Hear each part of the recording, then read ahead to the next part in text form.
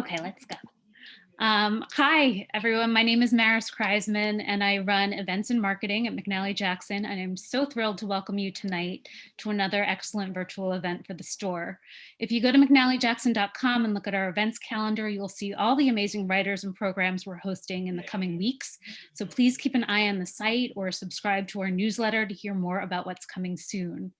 There will be time at the end of tonight's conversation for your questions, so start thinking about that now.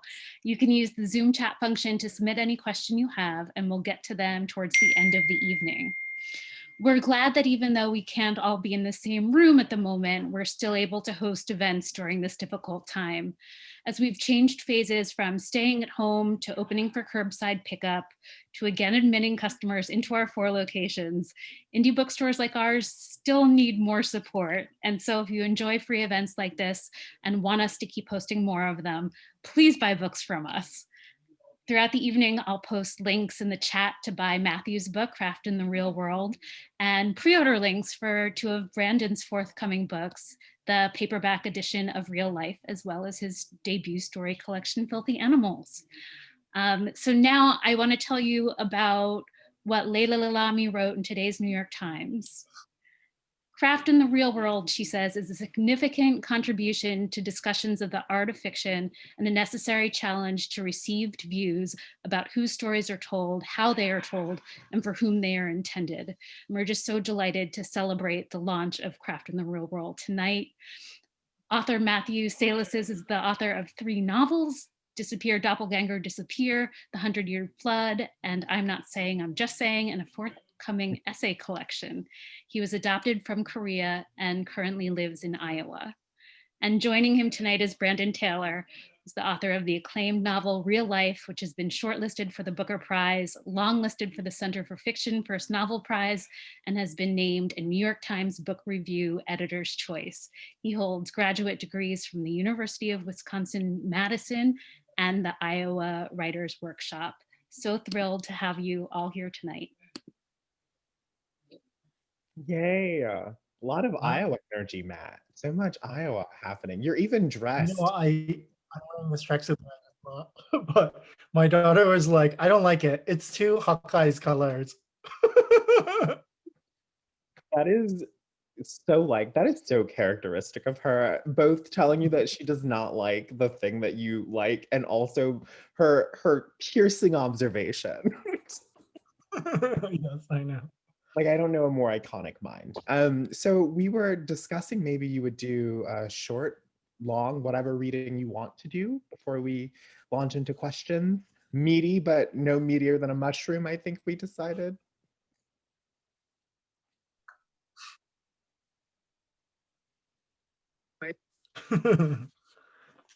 Yeah, sure. Okay, I'll just read. I don't know. I'll just read from the very beginning of the preface, and then I'll stop when it seems like it's too weird to keep reading. But I just want to say thank you, everyone, for coming out. Maris, thank you so much for setting this up. Brandon is going to ask me meaty questions. Thank you, everyone. Okay, so Craft in the Real World. This book is a challenge to accepted models of craft and workshop, to everything from a character-driven plot to the cone of silence or gag rule that in a creative writing workshop silences the manuscript's author. The challenge is this: to take craft out of some imaginary vacuum, as if meaning in fiction is separate from meaning in life, and return it to its cultural and historical context. Race, gender, sexuality, etc. affect our lives and so must affect our fiction. Real world context, and particularly what we do with that context, is craft. Over a decade ago, I sat silently in an MFA workshop while mostly white writers discussed my race. I decided not to name the race of any character, Asian American or otherwise, but the workshop demanded that the story inform the reader if my characters were like me, people of color. A common assumption lies behind this phenomenon, that no mention of race is supposed to mean a character is white. I didn't have to ask why the white writers in the room never identified the race of their white characters. I already knew why. They believed that white is literature's default. I just couldn't say so. To name or not name a character's race is a matter of craft. To consider a character to be white, unless stated otherwise, is a matter of craft. Since this is a craft book, let's explore what exactly is at stake for the craft of fiction here. There are three possibilities.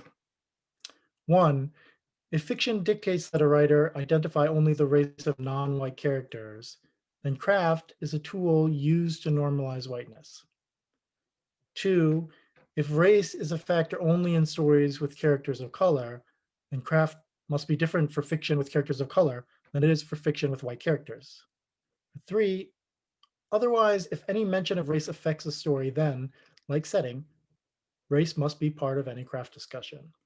I'll just stop there. Oh, amazing, amazing. Like reading this book, I kept thinking about all of the conversations that we've had in various restaurants in Iowa City.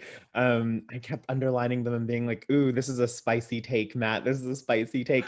But the difference being, it's one thing to sort of have these conversations in a frank, one-on-one, like friend, private way, but you've taken all those same spicy ideas, all those like, I'm gonna like reject your assumed notions, and then you put them in a book for the whole world to see, kind of like turning like all these accepted notions of craft and writing on their head. And I found that just like really incredible. I was like, I cannot believe he put this in a book. Oh my gosh. So I guess my first question is maybe the silliest question to ask after you've already written it is, but like, why a book on craft? And the second part to that question, I know, like, why a book on like, why like a craft book? It's such it's a genre that I both really love, but I also feel a lot of trepidation toward, because I've read some craft books that when I finish them, I'm like, oh, I can't wait to write.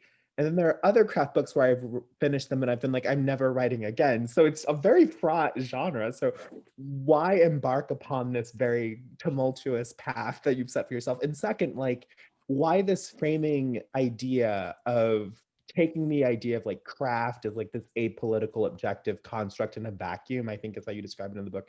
Why did it feel so urgent to sort of contextualize and situate that in like a real living context? Yeah, I mean, I guess they're not really the same question, but for me, it's the same answer. I thought, I've been writing about craft for a while, and I thought this is what I could do since I can't do a lot of other things. And I think we all have like our own gifts and our own, like the things that we can do well to help, uh, you know, make the world a better place, also help make ourselves better. Um, and I have this thing where like I feel like as I get older, the number of things that I can do along that spectrum become like smaller and smaller. And now the only thing I can do is like read and write. So this was what I could do. I mean, I felt like this was the thing I could do um, for for writers and for kind of the communities that I'm a part of. And I'm like, yeah, I don't, before reading or writing this book, I probably had read, a handful of craft books, but by the end of like the year of research that I did here, it was, I don't know, 50, 100. There are a lot of craft books. Um, and I hated almost all of them. So why do it? I mean, I think it was just because I hated them. And the same reason why I was not why I was reluctant to start reading them in the first place was I knew what I would find, Mm. and it wasn't what I needed. Um, and I wouldn't have written the book, I think, if I could have found it somewhere else. But I've spent like 15 years waiting for the book and it hasn't come out. So I felt like somebody had to do it. Um, it was me, I guess. I would have never predicted that 15 years ago. Well, I mean, looking back at first coming across your work and first meeting you, I will say that I'm not as surprised by this as you are. Like, I'm like, of course, Matt was going to one day write a book that blew apart all of these received ideas about writing and how it was taught. Like, of course, Matt was going to be that person. So it seems only natural, I think, to me and to many other people probably in your life, Matt. Like many of us were just like, yes, finally. I think a lot of us are just like waiting for you to do it because it felt like, I mean, I will say that like whenever we would have lunch and talk about writing, I always left those conversations feeling like charged up and excited and I remember very clearly one day like you saying something very slick about Henry James and us having like a back and forth about the Henry and William James and who was the superior one and I'm just like I can't believe Matt would say that and William. yeah, well, you feel about it. So I mean I think that you carried that it did feel reading Craft in the World, it felt like an urgent corrective that once I had read it, I was like, oh, of course. Like, of course these things are true. And finally someone has like put them in a book. Um, I guess like my second question for you is it seems like a lot of your redefinition, one of the things that the book sort of takes on is like redefining craft terms. And the more I thought about your definitions, the more it seemed like they all intersected in this place, which was rethinking how we think about agency in fiction and how agency works and how it's taught. Like a lot of it seems to come down to the way that agency and writing is taught and the way that I've received it is that a character makes a choice and then their choice ripples out and has all these effects and then they're having to like do the obstacle course of the author's creation as like fallout from their from their choices because they have agency. But what you seem to be sort of advancing is this idea that like sometimes the character doesn't take an action. Like sometimes the world curtails their circumstances because they're subjected to systems of authority and power that they have no control over. And so some of us are just trying to like do laundry and exist within these like ever more elaborate machinations of white supremacy and capitalism. But what I've heard often is that characters in the kinds of stories that you describe in this book are often called passive, and that word is used derisively a lot by readers and workshoppers alike.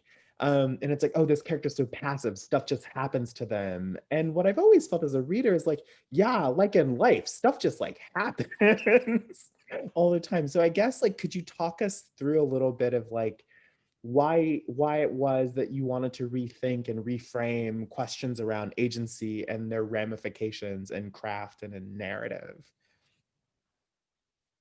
I mean, I feel like you already answered the way I would answer. Um, it's the same thing, right? Like agency, the way we talk about it in fiction is really just privilege, right? And we're saying, oh, the characters should have the most agency possible, which means, oh, we want the characters to have the most privilege possible, like no job, somehow enough money to do whatever they want, right? Like there's so many books like that, you know, where people can just make decisions and they change the course of all these other people's lives. But yeah, my life is not like that. I think to live as a person of color is to know that a lot of the choices are really choices about reacting to things that you have been, situations you've been put into. Um, and so I think there's still a level of action, even like what we call a passive character or whatever. But it's a different kind of action, right? And it's a kind of action that probably so many of us, maybe more of us, have to go through than the kind of action where we're the hero of our own stories. I actually think that narrative is fairly dangerous and leads to people uh, maybe doing things like storming the Capitol building. Um, you know, I find myself saying to my students all the time, why do you guys believe in free will so much? It's like the most common thing I say to them now. Um, it's just, it's so ingrained in our culture, and I often feel like it's not really life experience, and it's leading us to think that our lives are like less valuable or less interesting stories than people who have a lot more agency. Yeah, I mean, I think there's a moment in the book where you say something where you're talking about it's either Aristotle or Socrates who like hated plot, and you're like, yeah, the danger about plot is it's not life. it's a symbol, an abstraction of life. And the problem with that is that it can sometimes replace life itself. Like you start to think that the symbol, the abstraction, is what real life is. And like when I got to that point, I was like, oh my God, that's totally what's happening. Like narrative is like imposing this like totally artificial, heightened structure onto like the detritus of like real life.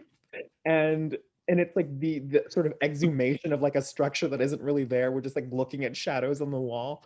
And what you say about that is like a mechanism to sort of bootstrap your way up to agency and privilege. I was just like mind blown. I was like, oh my God, plot is fascist. After all, that t-shirt was right. Like plot is like a fascist construct. I was totally unmade, completely unmade.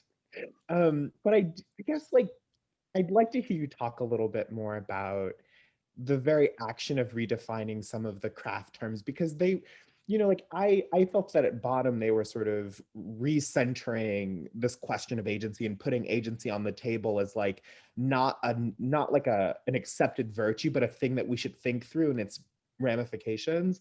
But there are other ways in which the craft terms seem to be about reminding the writer that their character exists at all times in a relationship to the world of the story. I found that like a really sort of moving and important contextualizing device. So could you talk us through like how you redefine these terms and how you thought through them? Yeah, I would say, I guess for me, the kind of more encompassing thing is the character in the world of the story, also in the world of the reader reading the story. And that agency is like a part of that, right? That agency is something um, in which we kind of ignore the world that we're actually living in, and often like kind of put the characters so far in the center that it seems as if they make the entire world, or the entire world is made for them, which often it is, right? The way that we are taught to write, so that everything is kind of like a symbol along the protagonist's journey, including like the world. And I loved those books as a kid, but I find now that um, they're more of an escape thing for me than kind of something that represents the real world, and that can teach me how to like live through a world in which the world is so important. I remember in grad school in my PhD, I took this great course on desire, and one of the books we read was called Love and Its Place in Nature. It's by Jonathan Lear, and he's a psychoanalytic philosopher. And he talks about how like taking the concept of the good enough parent and extending it to the world, right? Like, you have to have a good enough parent in order for a child to grow up well. They can't get everything they want, because then they would be spoiled, and they can't get nothing that they want, because then they kind of are so frustrated and corrupted by their own desire for things they can never have. um, and applying that to the world as well, right? Like we have to be able to feel like we can get some of the things we want in the world, right? We have to have some sort of privilege, but not so much privilege that we are kind of spoiled in a world sense. Um, and I felt like the whole time, it's a great concept, but I felt the whole time like, I just, like there's so many of us who just live in a not good enough world, and yet we have to develop anyway, right? Yeah. We still have to live in it. Um, and so I think the world is a really like weirdly forgotten part of fiction. I really don't understand why we leave it out so often. Um, and it's something I think too that is especially left out in literary fiction for some reason. Like my students who write a lot of fantasy, they're constantly thinking about the world, right?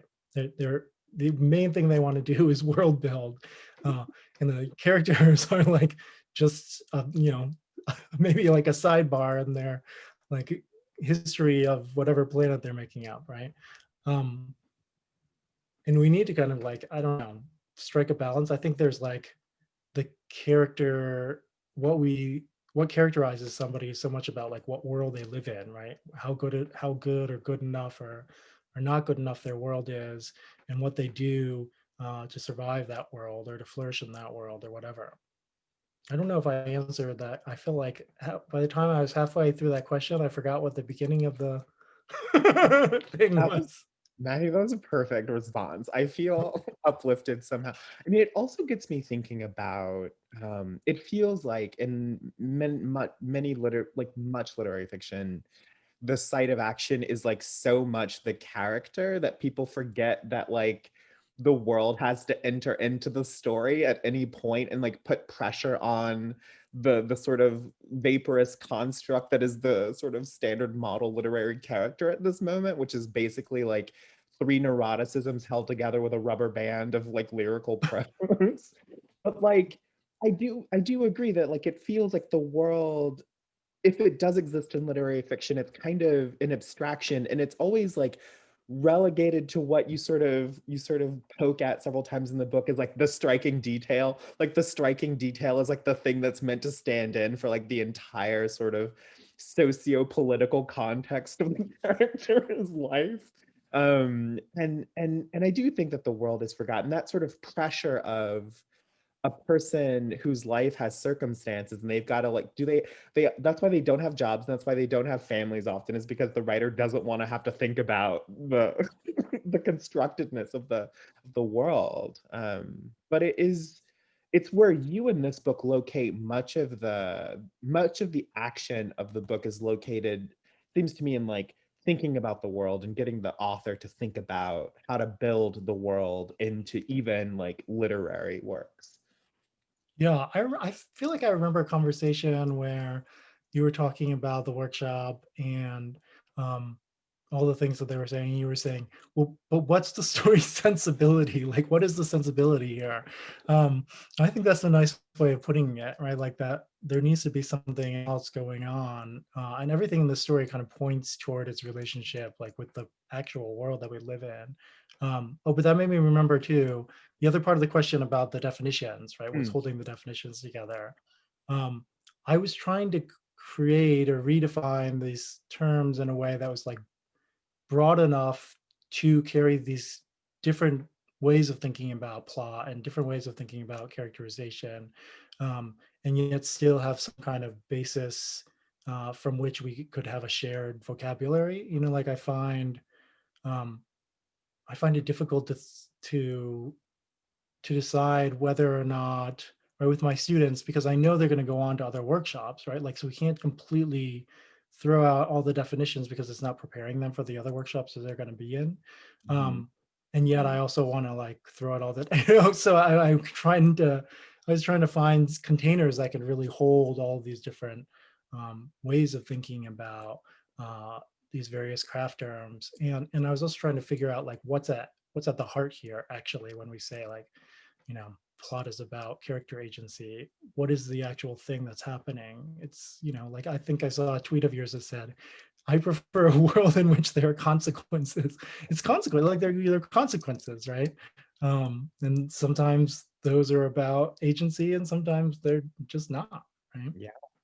Yeah, I mean, sometimes you are living out someone else's consequences. For often, like many of us have to deal with the consequences of decisions made by people with agency to make decisions. Like it's, I mean, I don't know how anyone lived through 4 years of Trump and like has escaped thinking that we have 100% control of the consequences we have to like buffer, Yeah, and very and alive to me as an adoptee too, just thinking that, you know, like I'm living a whole life that starts with the consequence of somebody else's decision, right? yeah, yeah, I mean, and yeah, I mean, and Alex Chi once tweeted something like, not to quote Twitter, but he once tweeted something like, people have a difficult time writing consequences when their lives have been devoid of consequences. Like they can't even imagine what a consequence would look like. So their fiction is just like totally devoid of consequences. And I read that tweet and I was like, yes, as usual, Alex is correct. Like it's um, yeah, I mean, totally correct. So one thing that I definitely want to talk about is audience. So what I found, one of the boldest moves I felt like you made in this book was that you dared to talk about audience. And because like in creative writing workshops that I've been in, and in even in just like creative writing spaces where like when I talk to white writers, they're often like, no, don't think of audience. No, like that shouldn't enter into like your pure artistry. Like don't let it into the monastery. Don't think about a reader. But I noticed, and I didn't notice this until I was reading this book. I noticed, I was like, oh, but when I'm with my Black friends who are writers, and when I'm with POC, like who are writers, we talk about audience all the time, and like how it's like this really empowering thing to think about your community and who you're writing for and who you're writing toward and what conversations you're engaging in with your craft. And I'm just like, so then what is it with white people with like this idea of like audience? Is that a part of their like shortcut to being apolitical? I have no idea. So I guess I'd like to ask your thoughts on like audience as a site of empowerment and agency as an artist, particularly for artists of color. And what do you think accounts for the difference in approach to the question of audience? And how might you encourage writers to think through those questions? Yeah, audience is the magic trick, right? It's like, don't think about it because then everything will be just normed and the audience will be just the norm, right? Um, if you don't name it, we just kind of revert to this default, and the default serves, whiteness. So what do I think about audience in general?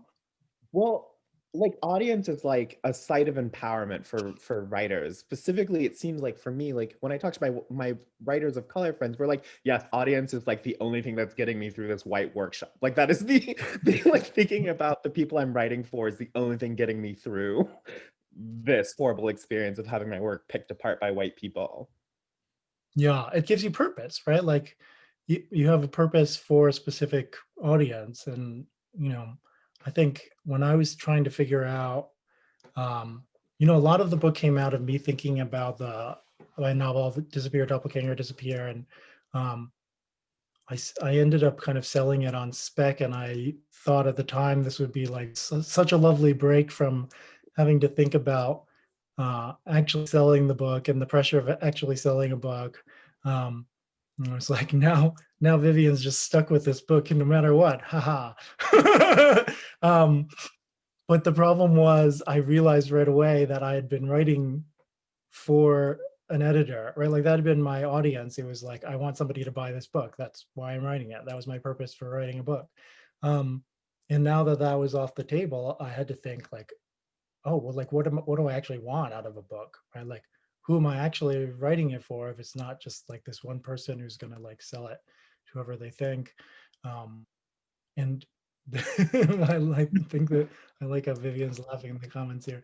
And I just wanted to figure out like what I wanted from a novel, like what I thought a novel could be and what I thought a novel could do in the world. And it took me so long to just figure that out at all, and many pages before I could think really much more concretely about like who the audience was for it and what I think a book can do in the world.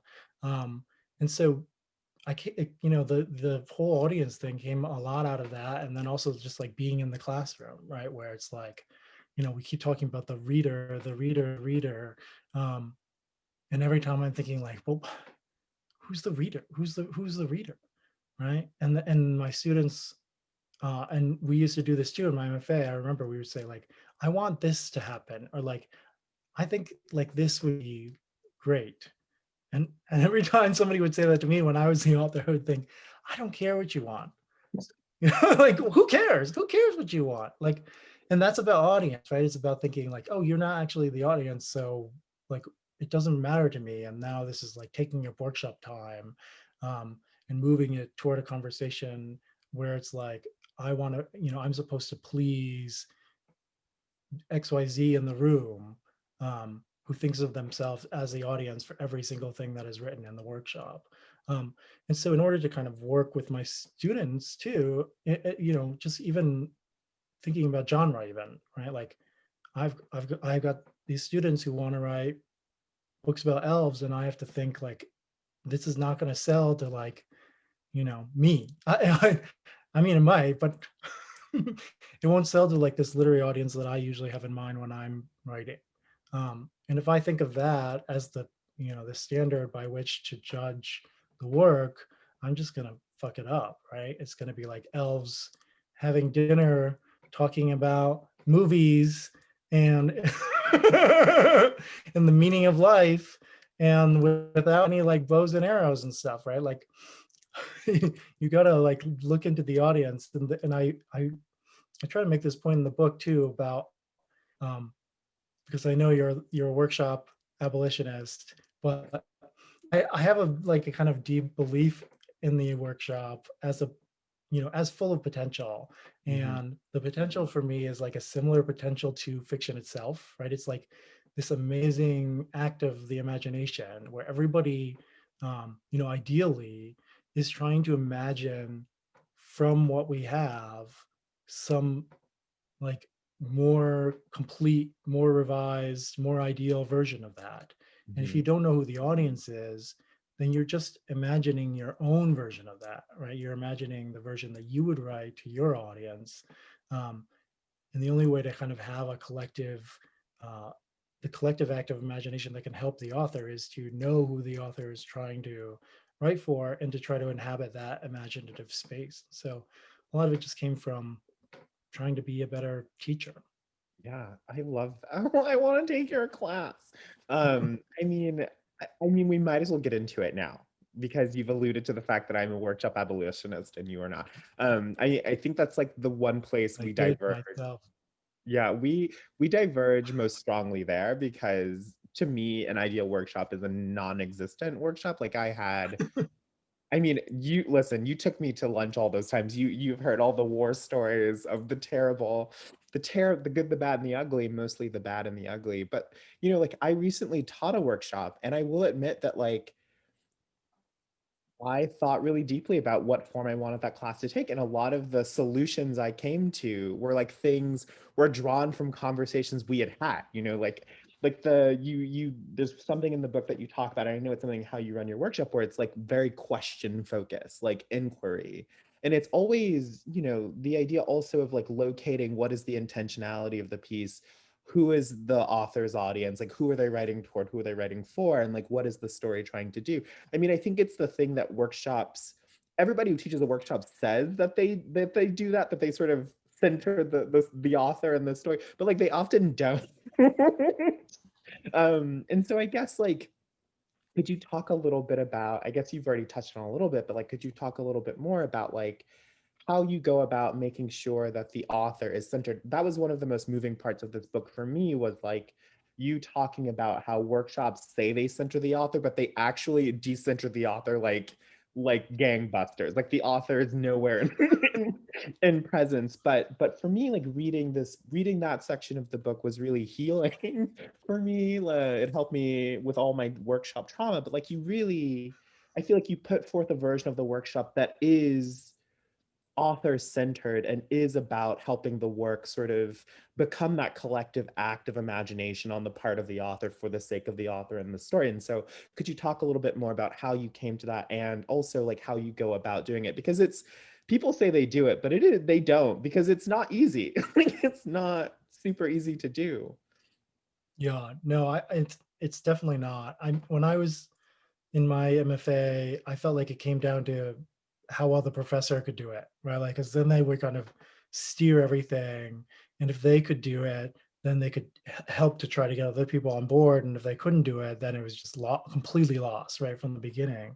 But those were even silent workshops, right? The author couldn't say anything either way, and I think a lot of it is just having much more information. Not only having the author speak in class, which I think is really essential. I don't think you can run a workshop without that, but like much more preparation, much more of like understanding what the author's process is. So my students write notes as they're writing, as they're making craft decisions. You know, any decision that they're making on the page, they're trying to say like why they're doing those decisions. Like, what does it mean that I'm adding this character here? I'm doing it because blah blah blah, right? And some of them are doing it like as they're writing, they're making the notes, and some of them are doing it after they're writing, where they're like trying to figure out what they just did unconsciously, right? And why they would do that. But by the time we get to workshop, we have, you know, pages of notes that are attached to the story that say, as I was writing, I was thinking of these things and I was making these decisions for these reasons. And so with those notes, we're able to get like much deeper into what the author's intentions are. I also, like I'm asking them to say who their audience is too in those notes and other things that'll help us a workshop. And I think the difficulty is just, right, the workshop isn't designed for that unless you make it designed for that. And so it just means like a lot, it means more work, I think, and more like access to the writer than a typical workshop, or at least the typical ones that I uh, grew up with, you know, were like, Yeah. I mean, I noticed that when I taught my first workshop, I was really obsessed with the thing that you do where you're like, you should make sure that everyone's asking questions. If the predominant mode is like interrogatory and not just like silly questions, but like real thoughtful questions, then there's always the author can always sort of take those or leave those. Like they can decide what right, questions are interesting to them and which questions are not. You sort of build agency into it. And when I taught undergrads the first time, we spent the bulk of the workshops just getting everybody on the same page, like having them as a group work through like who are the characters, what tense is it, like how would you describe this story, like getting a common language for talking about this story, but always sort of pointing inward like at the story and not being like, I think it should be X, Y, and Z, but like really trying to right, understand the story. And then when they start to ask the sort of deeper plotty questions, then those are always coming from a place of like centering the author and centering the story. And all of that just like came from, I was like, I don't know how to teach a workshop. Matt would do it this way. I'm just going to like absorb.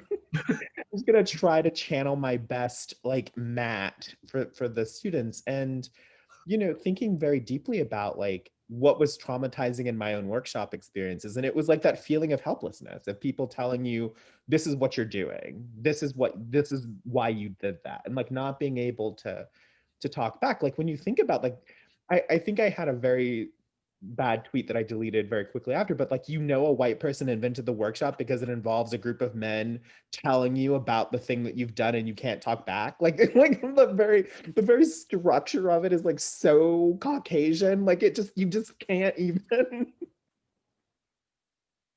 It's like a trial. It's yeah, literally like exactly. I think that's got to be the context it came out of, right? I mean, yes. When you look at where it came from, yes, that it's got a very, how can an author not help but be on the defensive automatically? But I Yeah, feel like you put it makes forward, a little bit of sense. I think when I think about the context and like 12 middle class suburban white men in a room, I think, okay, well, maybe they did maybe they did want the guy to shut up for a second and just right. Also, this is their audience, right? They're writing directly to the people that they would be talking to. It's just like we're not that country. We never were that country, but now at least we know we're not that country, right? yeah. Um, so yeah. I mean, and like what happens when I like the think the work, question thing is really important. yeah, I agree. Like making sure that you're asking about the thing because then you're really engaged. Like then at least you can pretend you're really engaged. I feel like it's easy to tell when It someone puts has. the author at the center. Mhm. And then again, like yeah, like they get to decide if they want to answer it or not. Like they can be like, that is not the project of this piece, which is a thing I taught all my students to say. That's not what we're doing here. I think we're supposed to take questions now. Is that right, Maris? Great. Are there questions? Yes. Great. Okay, Nicole just sent one to the whole group. Do you see it, Brandon? Yes, I do. Great. Have you ever experienced a workshop where you/your peers use language of the story wants to rather than I want to? And if so, how do you feel about it? Does it feel forced or more intention based? Can we talk about the directions our stories want to go at the intersection of the author's intentions without sounding pretentious isolationist about it? Hmm.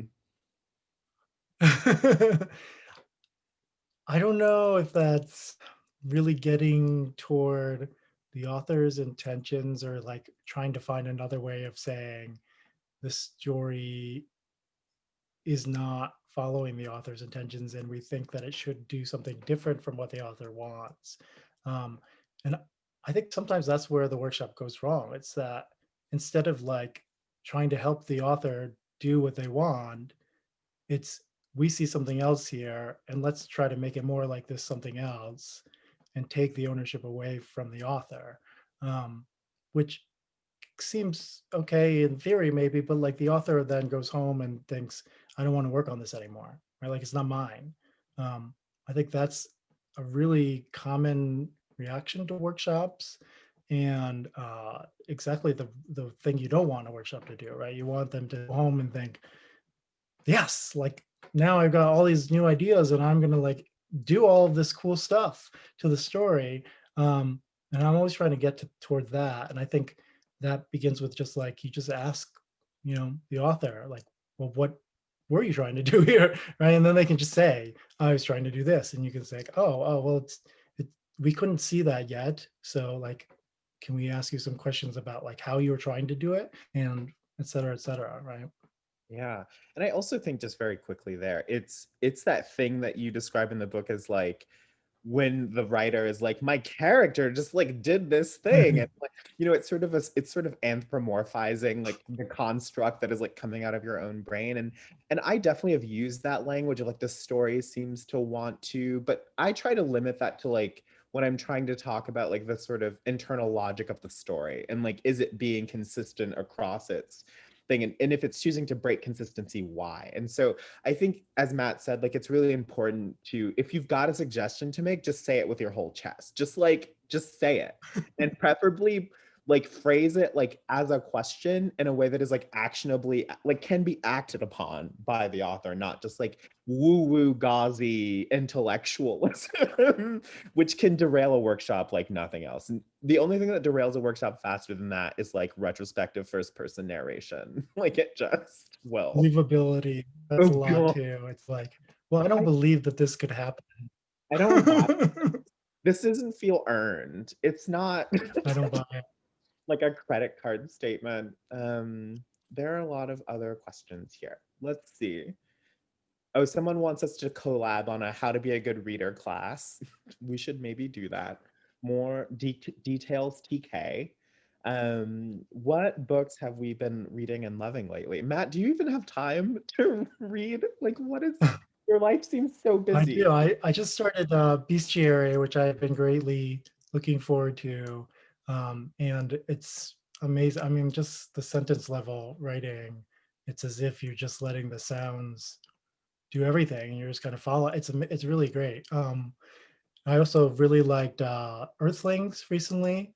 Um, it's just a very strange, deeply strange and interesting book that I always want to just talk right about the ending, but I won't do that, I guess. No spoilers. I just finished, as in last night, finished W3 by Betty Howland. It's this memoir about her time in a psych ward, and it was really amazing. Also really unnerving, but like so good on the sentence level. Just like really amazing. That's the thing that is still burning up in my mind. Also, Lenny Michaels, I read the Nachman stories. Dom Books has a little collection of the Nachman stories, and they're all so short and so strange, but so perfect. I forgot how much I I thought love. you did. Yeah, I was excited for you reading those at Lenny Michaels stories. I had read some of them, but yeah, they just hit different when they're all together. Do you have any recommendations for how to give written comments on others' drafts and how to approach the crafting of those comments questions in the most productive author-centered way? Yes, this is what I give the most feedback to actually in my classes is trying to help my students try to write author-centered letters, and I like seriously mark those up, um, and I have kind of fairly strict guidelines in which I ask them at least for half of the letter to be questions only, um, because for the same reason that the questions then are asking the author to do the imaginative work, to take whatever the comments are and go to a new place themselves, come up with their own solutions, And suggestions are really much more about the reader. And I actually find that suggestions are way more helpful for the for the reader usually. And I'm always on the verge of banning them, but I do think that they're helpful for the readers, is why I leave them. But I try to tell my students, like, give bad suggestions. You know, like good gives you suggestions, but like a bad example of it, right? So I'm always giving like these terrible examples about dogs, and I feel like my students must think like I have no imagination, but it's way better if I do that, because then they never take the suggestions, right? They just kind of take the idea of what it's doing, they'll run with it in their own way. If you give like a pretty good suggestion that's like really good for you, but not exactly right for the author, it's very persuasive. It's really hard for the author to like let go of a good suggestion. So I actually think like one way of centering them is to just like not give them things that they would be so tempted to kind of like take on as their own, even though it's not theirs and it doesn't kind of come from their own intentions and desires. So the questions are really a large part of it for me. And then I also ask them to kind of try to describe who they think the audience is, compared to also what we had from the author's notes. My students they're supposed to read the story twice, once without the author's notes, right? Just because the notes are at the back. Then they read the notes and then they read it again, and they compare, you know, what they thought on the first read versus like what they know now with the author's notes and how they are reading it on the second read. So I think there are various ways of doing that. I try to keep them from nitpicking, I guess is one way of saying it, or from like doing things that they could just do in the margins. You know, questions that are just kind of like specific to a single line even, but just kind of working on macro level things. Encouragement, I think, is great. Things that they found really exciting, but would even love more of. Like that's a great point for them to say something about the story that encourages the author, and tells them what they're good at. I mean, one of the things that I think a workshop can do fairly well is tell somebody what they're good at. You know, when I was in my PhD program, I was working a lot with Matt Johnson. And he would say this thing, which is so genius, but it would be like, well, what you want to do is you want to just maximize your project to do the thing that you're good at. So like if you're funny, you want to write a funny book, right? You don't want to write like a serious, not totally unfunny book. And I thought, yeah, of course, that makes perfect sense, Matt. But then I thought, but we don't have any idea what we're good at, right? Like I've got no freaking idea, right? That in the workshop actually can help you do that. That's one thing the workshop can really help with, is tell you what you're good at. I mean, shockingly, the amount of times I have to relearn that lesson every time I start drafting something, and I'm just like, I'm over here wanting to be like Colin Barrett or like Mavis Gallant. I'm like, why can't I just do that? Why do I have to, like, why are my paragraphs so long? And I'm like, oh, right, I have a different set of skills. And if I just do that, it's so much easier and also better than, and yet I feel like there's this, well, for me, I know it's because I was raised as a Protestant. And so like no idea, I just don't accept things. I'm good at nothing. I am just abject and fallen. So I have to relearn that lesson painfully every time I draft something. Even an email, I just have to, it's so painful for me. This is an interesting question. What, if any, implications do you envision regarding a restatement of terms for criticism outside of workshops? So taking your new craft definitions on the road to outside of workshop into the wider world of criticism. And I would argue that this is like a substantial piece of criticism. What do you envision? Can you repeat that? I missed it a What, little bit. what, if any, implications do you envision regarding a restatement of terms for criticism outside of workshop?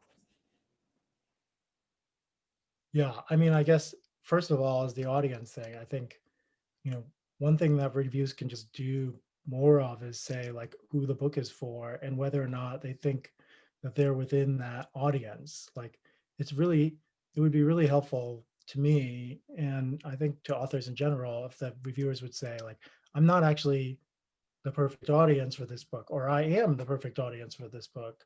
And so you can understand my position coming from, my own position, right? And that is just like a kind of small and easy thing. I actually think critics have been doing a lot of these things already, and they haven't really gotten so much into the creative writing classrooms. And a large part of the project of the book was kind of bringing literary theory for some reason, which isn't really in the, into the writing classroom a little more. I felt a little bad even writing the book because I was like, these are just ideas that are out there. And if we just read more literary theory, I wouldn't have to write this book. But yeah. Yeah, I mean, I feel like though that's the need for the book is like very much like a result of the problems the book defines, which is that like to read literary theory and to sort of think about these things in like a sort of explicit way directly undercuts all of our sort of like we all want to be the sea urchins under the rock hiding from the light of the truth, which is like we are like not just these apolitical pristine objects trotting out into the into the world, that like our craft has context, it has political valences, and that we all have positionalities that come into play with these things, and it's important to think about them. But like very much like creative writing instruction feels very much predicated on like ignoring that for as long as possible. Like we can't let it in, Matt. We can't. I mean, I will say that I said in an interview in a very flip way, like I didn't write my book for the white gaze, and like white critics in Britain got so mad, like they got so angry, and I was like, that like Toni Morrison said this like 50 years ago. Like, how are you still upset that a person could say like they aren't my main audience, I'm writing for these people over here, and then they got so angry. And so I mean, I think that like yes, there's a way in which like these ideas aren't new, but like just saying them makes certain elements out there in the literary landscape incredibly angry. And so I think they possess like there's something so powerful of just like plainly stating it in the way that you have in this book, just like stating the truth of it. Like it's astonishing what white people do when you draw their attention to the constructedness of the things that they take for granted, as we're all discovering. I guess like just like one more question. I wanna get this question in because it touches on something that you said before. I had a workshop where unfortunately the opening statement of maybe I'm not the ideal audience for this was thrown around a lot without ever engaging with the idea of who is the audience, as you've both talked about tonight. How would you advise countering this in leading a workshop, breaking down the idea of audience for a group afraid to potentially hurt each other's feelings / afraid to engage a story in front of them? Yeah, that's a really good point. I think for sure it can be a kind of shield to just say that, to say that and then say whatever you want, right? Like, I'm not a racist, but but I think maybe maybe they should try to, occupy the position, or not occupy the position, but to imagine the audience that is ideal and to think about like what the author can do in that situation. I'm not sure how helpful it would be for people to say, I'm not the ideal audience, and then just go on kind of steamrolling the story. Um, it's like saying, I'm not going to say anything useful here, but I'm going to say it anyway. Mm. Um, which, okay, sure, that happens in workshop. But I think we could do better. I think, one easy thing is just to have the author kind of talk more, right? To just ask them, like, what are you imagining here? And how can we help you do that? I mean, I think it all comes back to the easy solution of like actually addressing the person in the room who is engaged in the act of creation, and who can like provide the wonderful and amazing thing of being able to talk about their process, which like you cannot get in any other classroom, right? That's the kind of amazing thing about a workshop, or at least the creative writing classroom, is that you get to talk about work in progress. And like cutting the process out of that is destroying the one major advantage that creative writing classes have over any other class. Yeah, so like instead of letting that like shut down or derail conversation, but like making the question of audience like an active part of the discussion and seeing what it brings up for people and all that other stuff. And I think what you say about like making sure that you're saying things that are useful to the writer, key. So cannot stress enough how important. I mean, I feel like at readings, we've all internalized the don't make a comment, ask a question thing. And I just feel like that needs to make its way into workshop as well. Like that just needs that same ethos of like, am I talking to be helpful? Or am I talking just because it's my turn to talk and I want to like fill my space up. I want to like do the thing. No, the other pet peeve, right? Like is like, I've written this thing in my letter that I'm going to hand to you, but I'm going to say it exactly what I wrote in class, just to take up class time, you know, for no other reason than to take up class time, right? Like, let's use the workshop to push further. Yeah, I mean, I love that. Maris, can I ask one more question? I don't want to like, Please go for it. I think this is I think a lot of people who teach workshops, this is like a thing that is constantly on their minds.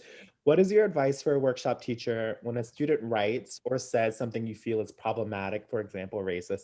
Do you call them out in front of class? Do you speak to them one-on-one? Well, I think I would speak to them first for sure. But I don't think it's a great idea to kind of like let it go unsaid in class, because you're only hurting the students who are already going to be hurt by the story by not calling it out. Um, for me, audience is usually the place where I'm going for, and I'm asking the author to say like who their audience is, and then to compare that to what is going on the page, and to say, well, if you're saying your audience is, you know, people of color at all, then this isn't like reading as if it's written to that audience here.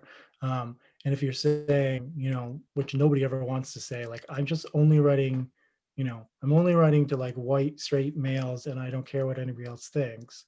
Like, if they're gonna say that, then okay, I guess. You know, and we could talk about what that means as a decision. But usually it's a lot of kind of unconscious bias that's happening. And as soon as people can see like it's not actually reaching the audience that they would like something to reach, you know, a lot of the stories, I feel like I used to teach Flannery O'Connor's A Good Man is Hard to Find often. And um, now I don't, because every time I would do it, there was always one person in class who would write a kind of story like that, where there was like a racist character, um, but not, the racist character wouldn't necessarily come to some kind of amazing moment there at the end and break out of who they are. And then we would just kind of have a story about a racist character. Um, and so we would talk a lot about like, right, like, well, if you're trying to do this thing for an audience and to reveal that the character is actually not somebody you know you would want to be friends with or something, then you have to do more on the page to make this the sensibility of the story clear, right? To make it clear where the intended audience is and what they're supposed to feel about this character. Because if they're just like the racist character who everybody's like, haha, good old Uncle Tony, you know, like it's, you're not actually doing the thing that you wanted to do. Yeah, and it's that thing of like the world not, there not being an internal check, like the story not being able to see around the racist character. This is my worst Right. nightmare. Like my like, and I see a lot of this in the slush pile. People wanting to write socially engaged fiction, but forgetting that whole part where the story has to be somehow wiser and cannier than the characters within the story. And then they're like, well, we can't write about damaged or people with bad opinions. And I'm like, no, you can, but the story the story can't just like leave it uncommented upon. Like you just have to be a better writer. Like that is the You just have to be a better writer. but I totally agree. Like I think it's important to to not let it go unremarked upon, to have a dialogue, yes, with the student, but also to not let it go unremarked upon, because then it is letting it be assumed that it's an okay thing to do. But I think also situating that discussion in like, I mean, just like keeping the work political and not letting it sort of hide behind a screen of, but it's fiction, it's apolitical and perfect Yeah. literary, whatever. Like it's making sure that there are real stakes and making sure that the writer is aware of the stakes and of the story they're telling. It only works if you're always talking about it too, right? Like if that's like an exception to the rule, and that one class you're talking about race, it's, like, of course it's going to be taken, badly by the author. Like if you're talking about race every class, and then you are talking about race with this story, it's not as if you're like calling them out. Yeah. This is part of the conversation already, right? We're already talking about this. This is just part of what we are doing as artists. Yeah, it's a shared language also, because you've had those conversations up until then, and it's a part of the sort of moral universe of the class and the world and the fiction that you're hoping to build. Yeah, I mean, I think about that all the time, like writing fiction that is of a that is continuous with our moral universe, and if it is divergent, letting the art remark upon it and all this other stuff. But Matt, I won't keep asking you questions. I could ask you a million more. This has been delightful. Thank you for this book, which I think is just going to make so many writers feel seen. I know I felt seen. I felt like there were so many moments where I just underlined and I was like, yep, that's how it is. Exactly. Yep, correct. I think it's just a remarkable accomplishment, and just congratulations on it. Thank you so much. Thanks, everyone. This was really, it's nice to see people in real, well, on the computer screen, I guess. Wonderful faces. And thank you, Maris, and thank you, Matt, for letting me talk about your wonderful book with you. I know. I wish we could just have food and drinks while we're doing this. I know. We would be having Korean food probably to celebrate. Oh, one day soon, hopefully. My kids would be sassing you, probably. Oh, although, I am now an adult in their eyes, so I Finally. oh, yeah, this was a blast. Thank you both so much. And thank you, Catapult, Mega, congratulations.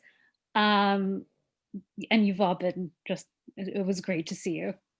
Thanks. Yeah. Bye, everybody.